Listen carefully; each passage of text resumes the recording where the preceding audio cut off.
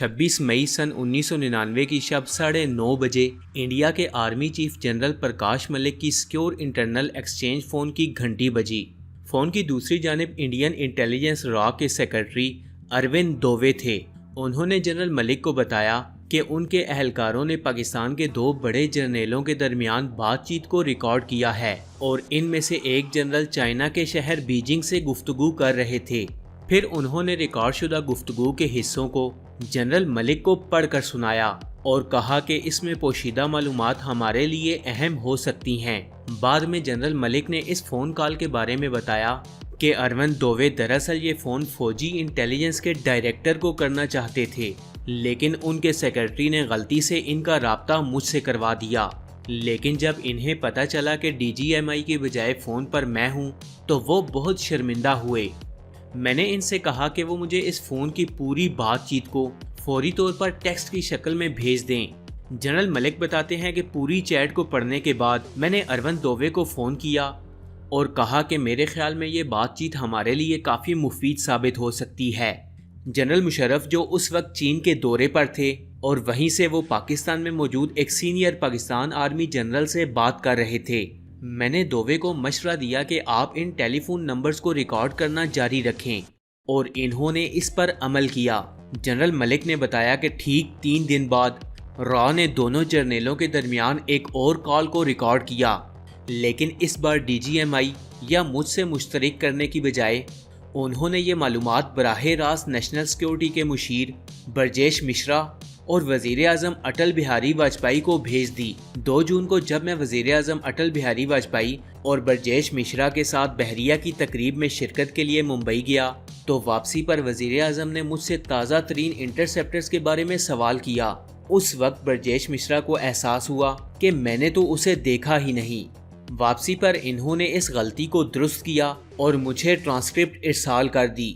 ये वाक़या बताता है कि इंडियन इंटेलिजेंस हर शख्स के साथ मालूमात शेयर करने की बजाय उसे चंद आला सतह के लोगों तक ही महदूद रखने की कोशिश कर रही थी ताकि मुश्किल हालात में उनकी बालादस्ती कायम रहे।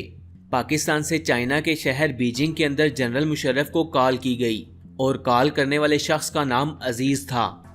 अजीज़, ये पाकिस्तान है, कमरा नंबर 83315 से हमारा राब्ता करवाएं। मुशर्रफ: हेलो अजीज़। अजीज़, ग्राउंड सिचुएशन ओके है और कोई तब्दीली नहीं। उनका एक MI-17 हमने मार गिराया है। क्या आपने कल की खबर सुनी कि मियाँ साहब ने अपने इंडियन हम मनसब से बात की है? उन्होंने उनसे कहा है कि मामले को आप लोग तूल दे रहे हैं। फ़िज़ाइया को इस्तेमाल करने से पहले आपको ज़रा इंतज़ार करना चाहिए था। हम कशीदगी को कम करने के लिए वज़ीर ख़ारजा सरताज अजीज़ को दिल्ली भेज सकते हैं। मुशर्रफ: ओके, क्या ये MI-17 हमारे इलाके में गिरा है? अजीज़: नहीं सर, ये उनके इलाके में गिरा है। हमने इस हेलीकॉप्टर को गिराने का दावा नहीं किया, बल्कि हमने मुजाहिदीन से उसे गिराने का दावा करवाया है। मुशर्रफ: अच्छा किया।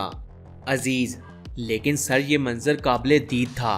हमारी आंखों के सामने उनका हेलीकॉप्टर जा गिरा। Musharraf: well done. क्या इसके बाद उन्हें हमारी सरहद के पास परवाज़ करने में दुश्वारी पेश आ रही है? वो खौफज़दा हैं या नहीं, उस पर भी नज़र रखो। क्या अब वो हमारी सरहद से दूर रहकर परवाज़ कर रहे हैं? अजीज़: हाँ सर, उन पर बहुत दबाव है। हेलीकॉप्टर गिराने के बाद उनकी परवाज़ों में कमी हुई है। मुशर्रफ: बहुत अच्छे, फर्स्ट क्लास। 1 जनवरी तक वज़ीर आज़म अटल बिहारी वाजपेयी और सिक्योरिटी काउंसिल कमेटी को ये टेप सुनवाई जा चुकी थी। 4 जून को इंडिया ने इस टेप को उनके ट्रांसक्रिप्ट के साथ वज़ीर आज़म नवाज शरीफ को सुनाने का फैसला किया। अगर मुशर्रफ की बातचीत को रिकॉर्ड करना इंडियन इंटेलिजेंस की बड़ी कामयाबी थी तो नवाज शरीफ तक इन टेप्स को पहुंचाना कोई कम बड़ा काम नहीं था। सवाल उठा कि इन हसास टेप को लेकर इस्लामाबाद कौन जाएगा, और आखिरकार इस काम के लिए मशहूर सहाफ़ी RK मिश्रा को मुंतखब किया गया, जो उस वक्त ऑस्ट्रेलिया में था। उसे इंडिया बुलाकर ये जिम्मेदारी सौंपी गई। इस खौफ से कि इस्लामाबाद के हवाई अड्डे पर उसकी तलाशी न ले ली जाए, इसलिए इस शख्स को सिफारतकार की हैसियत दी गई ताकि इसे सिफारती इस्तिस्ना हासिल हो जाए। RK मिश्रा के साथ इंडियन वज़ारत ख़ारजा के जॉइंट सेक्रेटरी विवेक चार्जियो भी थे।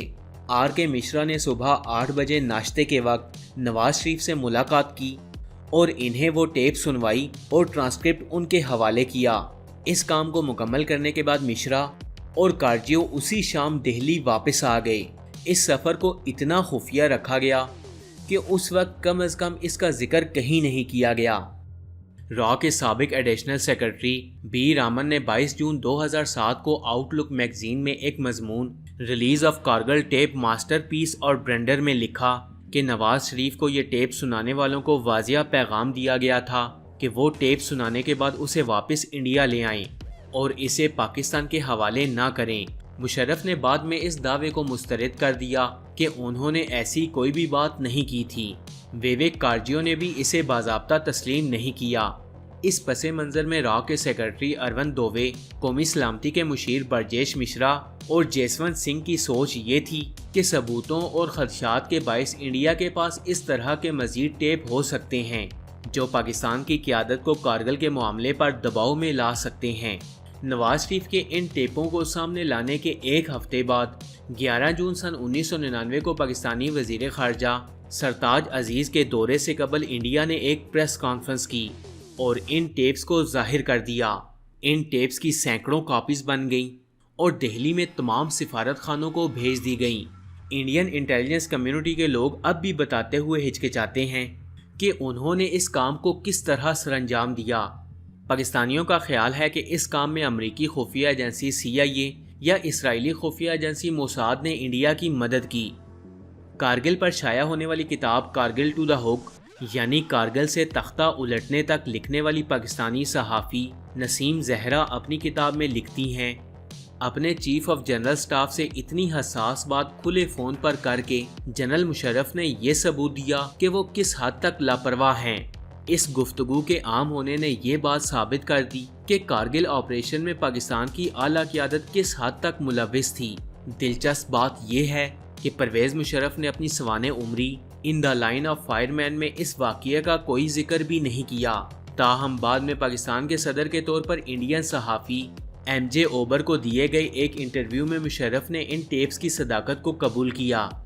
इस टेप से पूरी दुनिया, ख़ास तौर पर इंडिया को इस्तेहकाम मिला कि पाकिस्तान के वज़ीर आज़म का कारगिल बहरान में बराह रास्त हाथ नहीं है और फ़ौज ने इन्हें कारगिल मुहिम की मालूमात से दूर रखा है। इंडिया के बाज़ इंटेलिजेंस हलकों में इन टेप्स के जारी किए जाने के बाद काफ़ी तनकीद भी हुई। रॉ के additional secretary major VK Singh ने इस मामले पर मशहूर किताब India's external intelligence secret tale of research and analysis लिखी।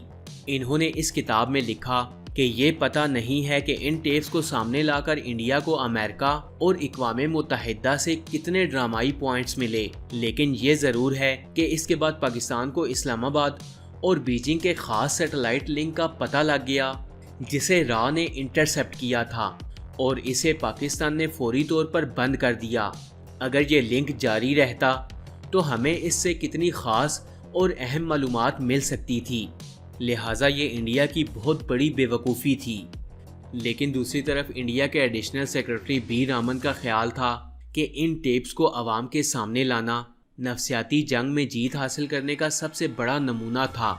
एडिशनल सेक्रेटरी बी रामन के मुताबिक उसने हमारी फ़ौज के इस दावे को मुस्तहकम किया कि कारगिल में लड़ाई करने वाले पाकिस्तानी फ़ौजी बाकायदा सिपाही हैं, न कि इलायदगी पसंद जिहादी, जैसा कि मुशर्रफ बार बार कह रहे थे।